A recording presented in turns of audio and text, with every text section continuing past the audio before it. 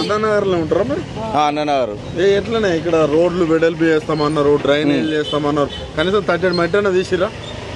ఇంతవరకు అయితే ఏం లేదు. ఇప్పుడు ఎంత 2 సంవత్సరాలు ఇప్పుడు రేవంత్ రెడ్డి గెలిచి మళ్ళీ ఉప ఎన్నిక కూడా వచ్చింది కదా. ఉప ఎన్నికలలో చెప్పారు మీకు పట్టా భూములు ఇస్తామన్నారు, ఇందిరా మిల్లులు కూడా జోబులకి డబ్బులు పెట్టాను మేము కట్టిస్తాం, ప్రభుత్వం ఇచ్చిన చెప్పిన నాయకులను జోబులకి వెళ్ళి పెట్టి ఇందిరా మిల్లు కట్టిస్తామన్నారు. ఇప్పుడు ఇక్కడ మోరీలో అయితే ఒక 2 ఈ గలీలో ఒకటి చేసిండు శ్రీ గణేష్ గెలిచినప్పుడు. ఇక ఇంకా కింది సైడ్ అయితే ఏం లేవు, 1-2 పనులు అయితే చేసిండు. ఇక మిగతా పనులు అయితే పెండింగే ఉన్నాయి. ఏ ఒక్క పని ఇందిరా మిల్లు వచ్చినాయా? ఇక్కడనైతే ఎవరికి రాలే మరి ఇప్పటి వరకు. వచ్చిన సందాలు ఇప్పుడు మా ఆటోలలో కూడా ఇస్తున్నారు, ఇంతవరకు అయితే ఎవరు. ఇప్పుడు మేము ఎంత 40 మంది ఉన్నాము, ఇప్పటి వరకు అయితే ఏ డ్రైవర్ ఇస్తున్నారు. ఉప ఎన్నికలు వచ్చినప్పుడు రేవంత్ రెడ్డి కూడా వచ్చిండు. అంటే కొంతమందికి ఇక్కడ పర్మనెంట్ గా అడ్రస్ ఉన్న వాళ్ళకు, ఇల్లు లేని వాళ్ళకి ఇస్తా అని చెప్పారు. అదే వాళ్ళకైనా వాళ్ళకు ఇప్పటి వరకు అయితే ఎవరికి రాలే, ఏ ఒక్క డ్రైవర్ కు రాలే. మేము 40 మంది ఉన్నాం ఇక్కడ. మేము శ్రీ గణేష్ అన్నతో కూడా 2-3 సార్లు మీటింగ్ పెట్టినప్పుడు కూడా పోయినాం. డైరెక్ట్ ఆయన క్యాబిన్లో పోయి కూడా మాట్లాడతాం, ఎందుకంటే ఆయన ఎలక్షన్లు చేసినప్పుడు ఆయన కోసం మేము ప్రచారం కూడా చేసినాం.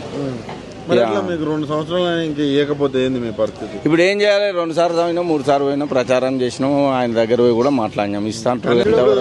జూబ్లీహిల్స్ ప్రజలకు ఏం చెప్తారా? జూబ్లీహిల్స్ కూడా ఎన్నికలు వచ్చినాయి, ఎట్లా మీరు ఇక్కడ ఓటేసారు, మీకేమో పనులు కాలేదంటున్నారు, మరి వాళ్ళకేం చెప్తారు?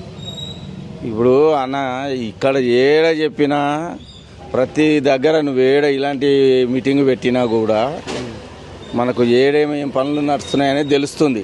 ఏ ఒక్క అభివృద్ధి పని అయితే లేవు. ఇప్పుడు నాకు ఊళ్ళో భూమి ఉంది, అప్పుడు కేసీఆర్ ఉన్నప్పుడు అయితే నాకు సంవత్సరానికి 24,000 వచ్చేది.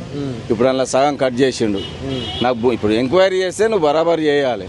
ఇప్పుడు అలాంటి డెవలప్ కానీ, ఇప్పుడు పైసలు ఇచ్చేటి కానీ, కొంతమంది మా ఊళ్ళో ఇల్లు కూడా కొట్టిర్రు, ఇల్లు కొత్త ఇల్లు ఇస్తామని అవి లేవు. ఇప్పుడు ఇట్లా మనం మాట్లాడి చెప్పుకున్నాడు కదా, ఏడ నువ్వు ఇలాంటి ఇంటర్వ్యూ పెట్టినా కూడా మనం అంతా లైవ్ లో కాదు, ఎక్కడ పెట్టినా కూడా డెవలప్ పోయినా లేదు. ఇప్పుడు మా చేస్తామని చెప్తున్నారు కదా, చేస్తామని చెప్పారు కానీ చేస్తలేరు కదా.